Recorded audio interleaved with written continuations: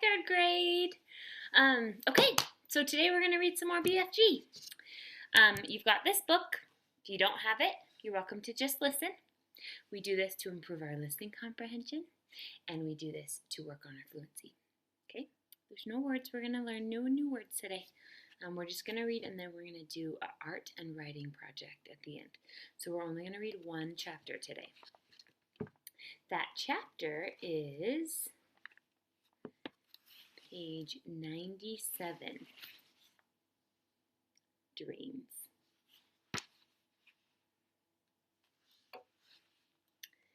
The big, friendly giant was seated at the great table in his cave, and he was doing his homework.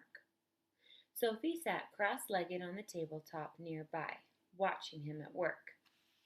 The glass jar containing the one and only good dream they had caught that day stood between them.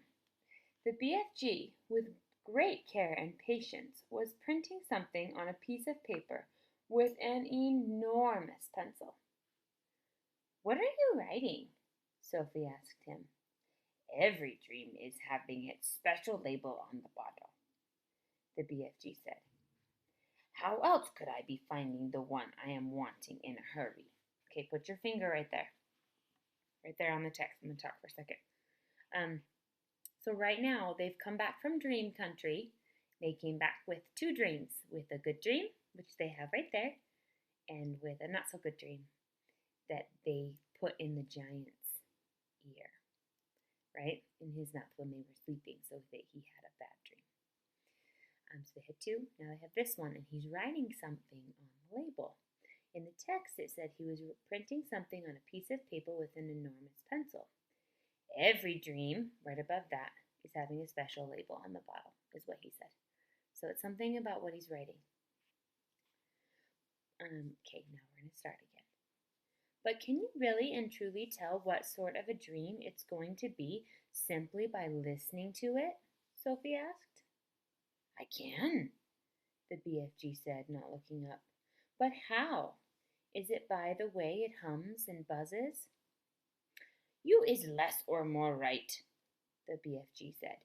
"Every dream in the world is making a different sort of buzz-hum music, and these grand, swaz-boggling ears of mine is able to read that music."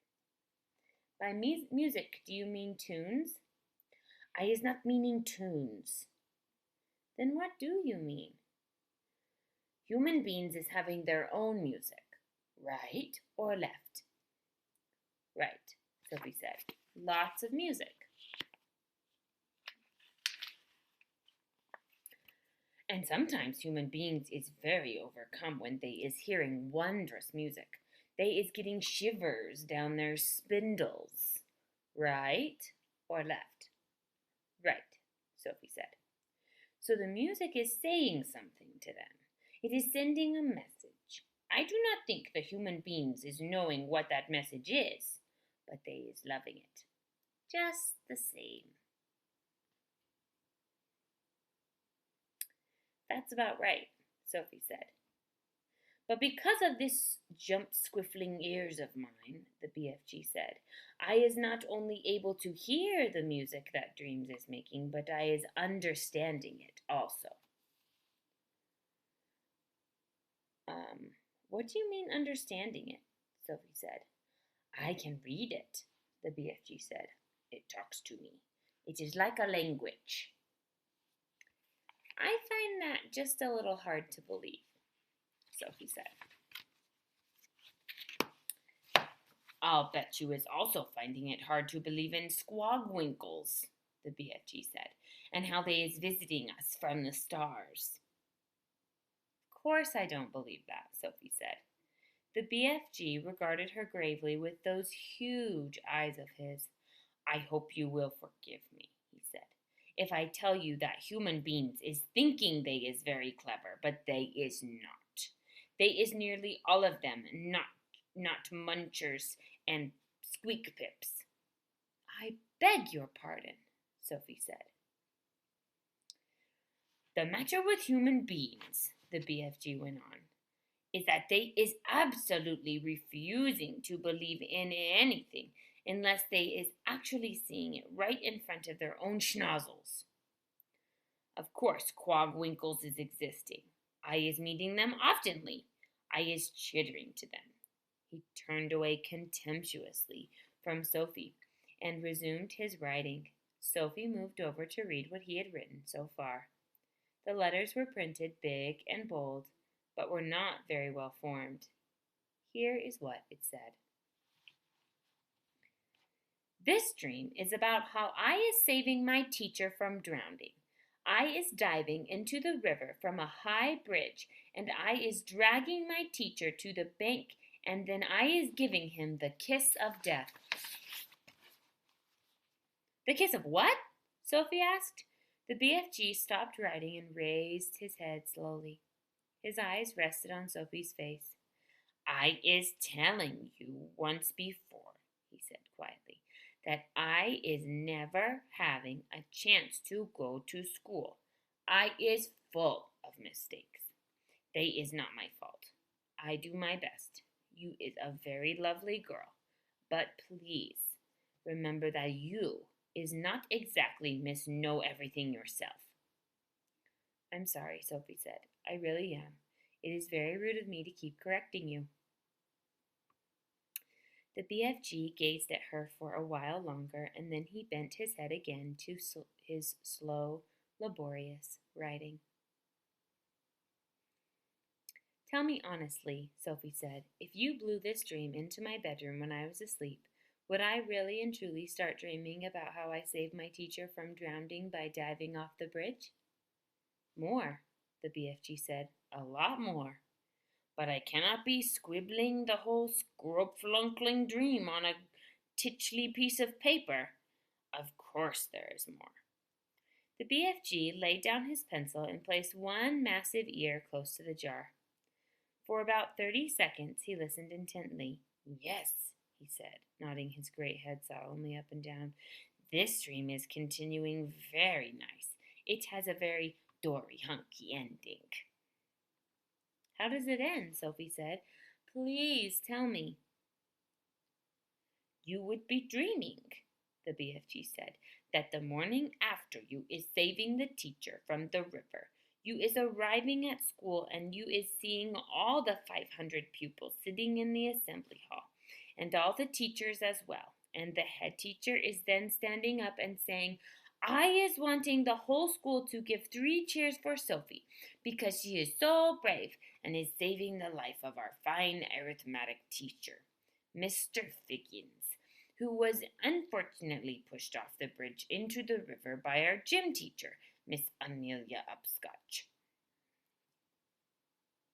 So 3 cheers for Sophie, and the whole school is then cheering like mad and shouting, bravo, well done, and forever after that, even when you is getting your sums all swiggled and muggled up.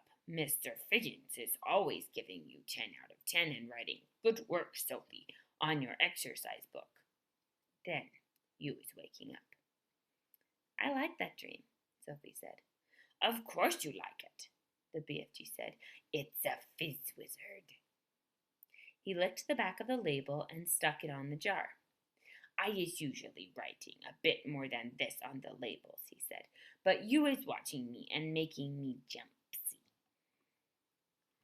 I'll go and sit somewhere else, Sophie said. Don't go, he said. Look at the jar carefully, and I think you will be seeing this dream. Sophie peered into the jar, and there, sure enough, she saw the faint, translucent outline of something about the size of a hen's egg.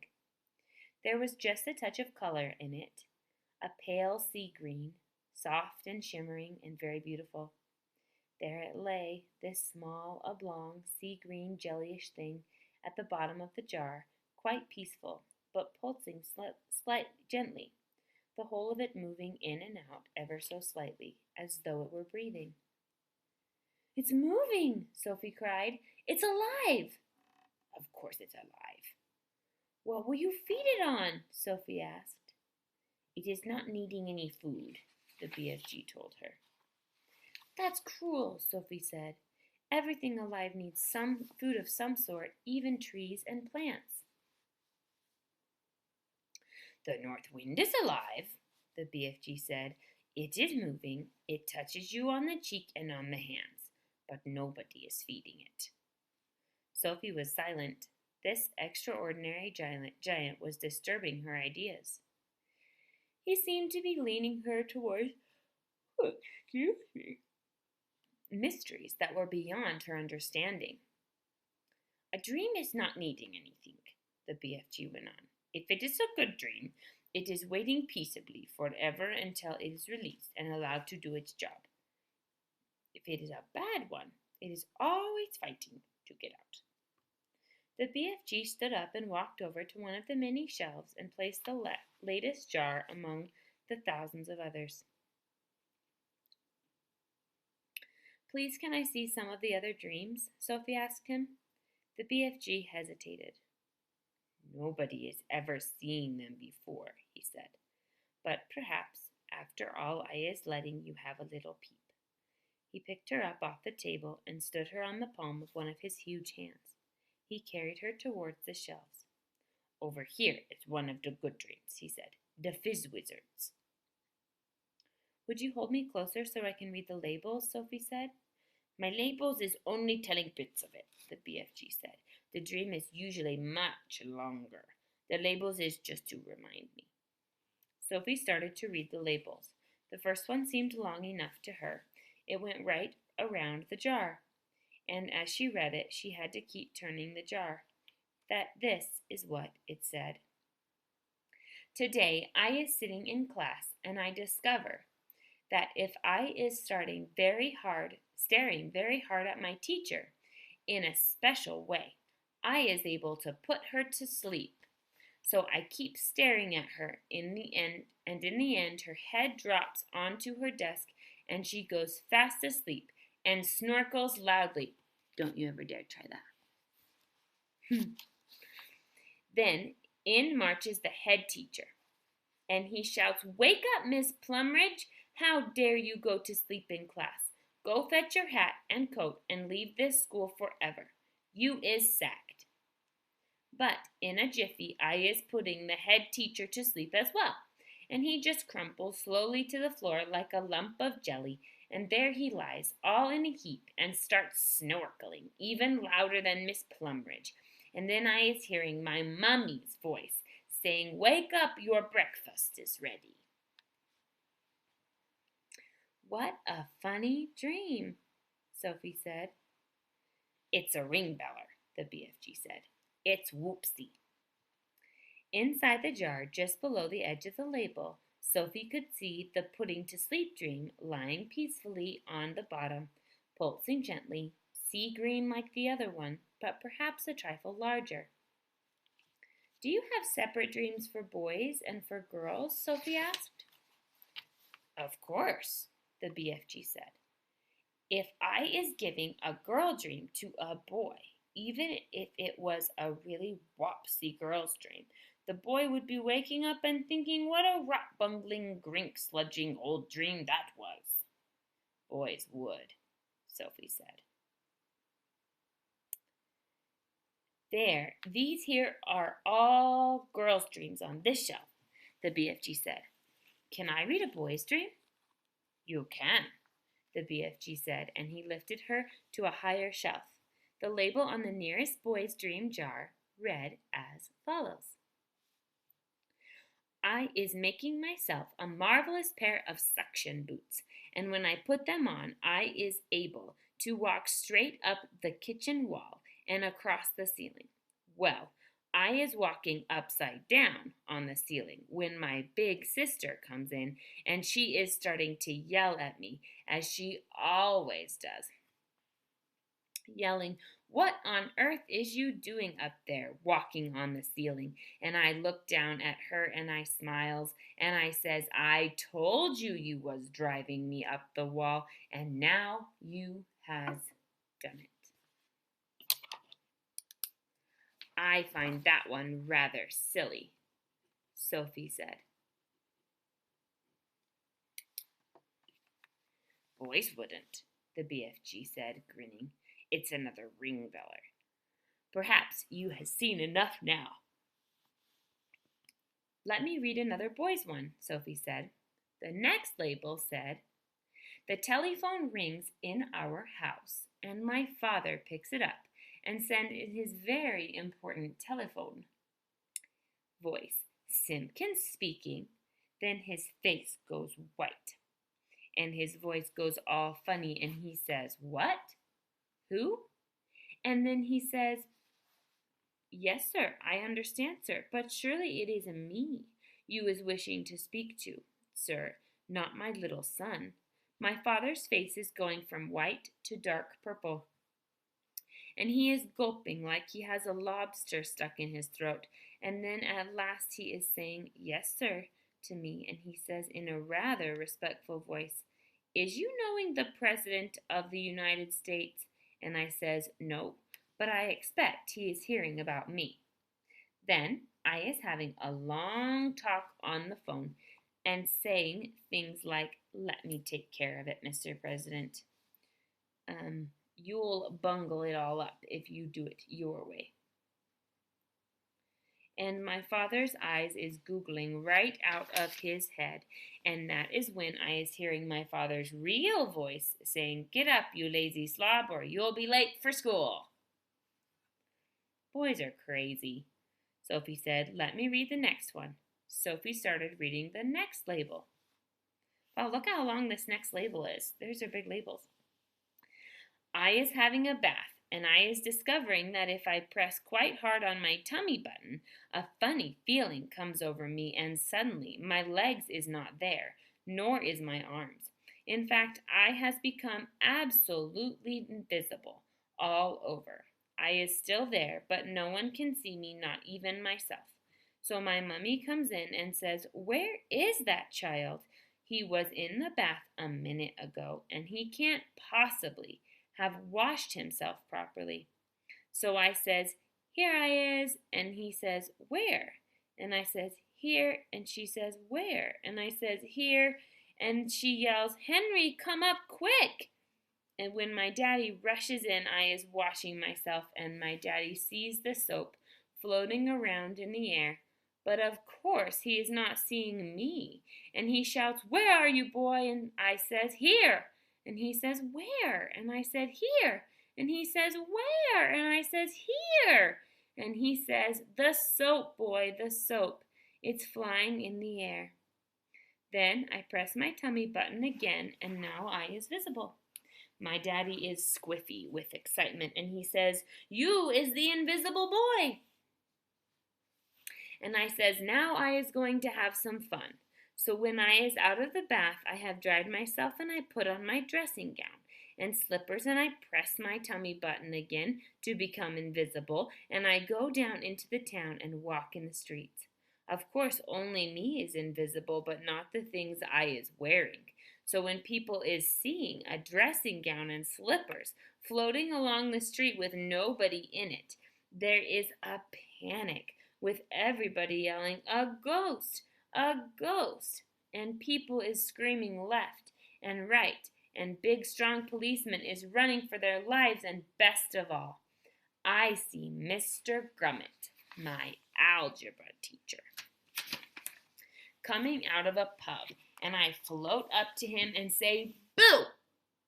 And he lets out a frightsome howl and dashes back into the pub, and then I is waking up and feeling quite as happy as a whiff's quiddler. Pretty ridiculous, Sophie said. All the same, she couldn't resist reaching down and pressing her own tummy button to see if it worked. Nothing happened. Dreams is very mystical things, the BFG said. Human beings is not understanding them at all. Not even their brainiest professors is understanding them. Has you seen enough? Just this last one, Sophie said. This one here. She started reading. I has written a book, and it is so exciting nobody can put it down. As soon as you has read the first line, you is so hooked in all on it you cannot stop until the last page. In all the cities, people is walking in the streets, bumping into each other because their faces is buried in my book, and dentists is reading it and trying to fill teats at the same time. But nobody minds because they is all reading it too in the dentist chair. Drivers is reading it while driving, and cars is crashing all over the country. Brain surgeons is reading it while they is operating on brains, and airline pilots is reading it and going to Timbuktu instead of London. Football players is reading it on the field because they can't put it down. And so is Olympic runners while they is running. Everybody has to see what is going to happen next in my book. And when I wake up, I is still tingling with excitement at being the greatest writer the world has ever known. Until my mummy comes in and says I was looking at your English exercise last night, and really, your spelling is atrocious. So is your punctuation. That's enough for now, the BFG said. There's dillions more, but my arm is getting tired holding you up. What are all those over there? Sophie said. Why have they got such tiny labels? That, the BFG said, is because one day I is catching so many dreams, I is not having the time or energy to write out long labels. But there is enough to remind me. Can I look? Sophie said. The long-suffering BFG. Long-suffering means like patient. Carried her across to the jars she was pointing to. Sophie read them rapidly, one after the other. I is climbing Mount Everest with just my pussycat for company. This is what my book looks like. I'm not sure what yours looks like, but look, here's all the labels. And then there's even an illustration to support each piece of text. I is inventing a car that runs on toothpaste. What? I is able to make the electric lights go on and off just by wishing it. I is only an 8-year-old little boy, but I is growing a splendid bushy beard, and all the other boys is jealous. I is able to jump out of any high window and float down safely. I has a pet bee that makes rock and roll music when it flies. What amazes me, Sophie says, is how you ever learned to write in the first place. Ah, said the BFG, I has been wondering how long it is before you is asking me that. Considering you never went to school, I think it's quite marvelous, Sophie said. How did you learn? The BFG crossed the cave and opened a tiny secret door in the wall. He took out a book, very old and tattered. By human standards, it was an ordinary-sized book, but it looked like a postage stamp in his huge hand. One night, he said, I is blowing a dream to a window, and I sees this book lying on the little boy's bedroom table. I wanted it so very badly, you understand, but I is refusing to steal it. I would never do that. So how did you get it? Sophie asked. I borrowed it, the BFG said, smiling a little. Just for a short time I borrowed it. How long have you had it? Sophie asked. Perhaps only about 8 years. 80 years, the BFG said. Soon I shall be putting it back. And that's how you taught yourself to write? Sophie asked. I is reading it hundreds of times, the BFG said, and I is still reading it and teaching new words to myself and how to write them. It is the most scrumdiddlyumptious story. Sophie took the book out of his hand. Nicholas Nickleby, he read. By Doll's Chickens, the BFG said. By who? Sophie said. Just then, there came a tremendous noise of galloping feet from outside the cave. What's that? Sophie cried. That is all the giants zip, piff, zip, fizzing off to another country to guzzle human beings, the BFG said. He quickly popped Sophie into his waistcoat pocket, then hurried to the cave entrance and rolled back the stone. Sophie, peeping out of her spy hole, saw all 9 of the fearsome giants coming past at full gallop. "Where is you off to tonight?" shouted the BFG.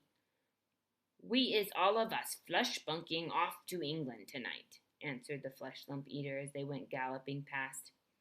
"England is a luxurious land, and we is fancying a few nice little English chidlers." "I," shouted the maid master, "I is knowing where a giggle house of girls, and I is guzzling myself full as a froth blower." "And I know where there is a boggle fox for boys," shouted the guzzard gulper. "All I is to do is reach in and grab myself a handful. English boys is tasting extra lick swishy." In a few seconds, the 9 galloping giants were out of sight. "What did he mean?" Sophie said, poking her head out of the pocket. "What is a giggle house for girls?" "He is meaning a girls' school," the BFG said. "He will be eating them by the bundle." "Oh, no!" cried Sophie. "And boys from a boys' school," said the BFG. "It mustn't happen," Sophie cried out. "We've got to stop them. We can't just sit here and do nothing." "There is not a thing we can do," the BFG said. "We is helpless as horse feathers." He sat down on a large, craggy blue rock near the entrance to his cave. He took Sophie from his pocket and put her beside him on the rock. "It is now quite safe for you to be outside until day is coming back," he said. The sun had dipped below the horizon, and it was getting dark. Okay, so we just finished that chapter called Dreams. This is called, the next one is The Great Plan. We're not going to read The Great Plan. We're going to move on and do our art project now. Now, it's an art project and a reading project. There's a little bit of both. Now, in the story, the BFG had jars, kind of like this one. This is a pickle jar, but we're going to pretend it's a dream jar. Kind of like this one, and each had a label on it like this. See it? So this is kind of what I imagine when I imagine those jars that the BFG put his stuff in, right? Like put his dreams in. So we're going to draw one of these jars. We're not going to use actual jars. We're going to draw them. So we're going to draw the jars. We're going to draw the dream in the jar. And we're going to write a label for our dream. What is a wonderful dream we would like to have? A fizz wizard is what Mr. BFG calls him. What is a fizz wizard you could have? A dream that you would just love. Now this is what yours will look like in the end. This is what mine looks like. See, here's my jar. I drew a lot of dreams in there because I wanted no white and I wanted the dream to fill all the extra space. Then here is my label. Okay, so yours is going to look about like this. This is how you'll show that you know how to follow the directions. Now, notice how I wrote as much as I could fit in my label. You're going to want to make sure you write quite a bit in your label so you're descriptive as to what your dream is going to be about. Now, the first thing you're going to need to do is draw out your jar. So I want you to get a pencil, or you can get a black colored pencil. That'll work. Or a black marker, or a black crayon. I am going to use, pencil's probably a good idea, and then you could go over it again in the marker, colored pencil, or crayon. I'm going to start with a marker, because I've drawn these before. The first thing I'm going to draw is the lid to the jar. That's my lid. So if you need to pause this and then kind of look at it, you're welcome to do so. This is the lid to the jar. So pause it if you need to. I'm going to move on and go to the next part, okay? Now I'm going to draw the sides of the jar.